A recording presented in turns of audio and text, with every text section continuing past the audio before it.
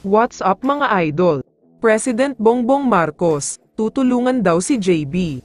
Pero bago mo sana ipagpatuloy ang panonood mo, ay huwag mong kalimutan na mag-subscribe bilang suporta sa aking YouTube channel. Maraming salamat idol.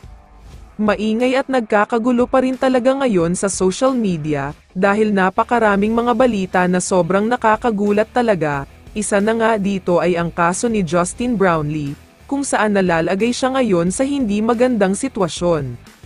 Alam naman kasi nating lahat, na nanganganib na ang basketball career ni Brownlee, at medyo matagal ang suspension na posibleng parusa na ibibigay sa kanya, dahil sa hindi magandang ginawa niya.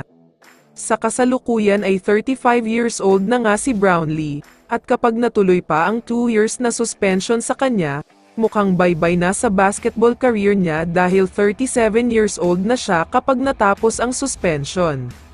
Magiging malabo na rin na kukunin pa siya ulit ng Hinebra pati ng ibang mga teams, dahil nga matanda na siya at 2 years na hindi makakapaglaro ng professional basketball, kaya naman delikado na talaga ang basketball career niya. Pero ayon sa mga source, mukhang hindi nga daw mangyayari ito, dahil gagawan daw ng paraan ni President Bongbong Marcos para mapababa ang suspension na ibibigay kay JB, at para na rin agad na itong makabalik sa basketball. Siya na lang kasi ang natitirang naturalized import ng Pilipinas na pwedeng maglaro para sa bayan kapag kinakailangan. Alam naman nating lahat na ang dalawa pang naturalized ay naglalaro sa ibang mga liga. Si Jordan Clarkson ay naglalaro sa Utah Jazz, hindi ito pwedeng maglaro para sa Gilas Pilipinas lalo pat nagsisimula na ang kanilang pre-season, kaya nalalapit na rin ang pagsisimula at pagbubukas ng bagong season sa NBA.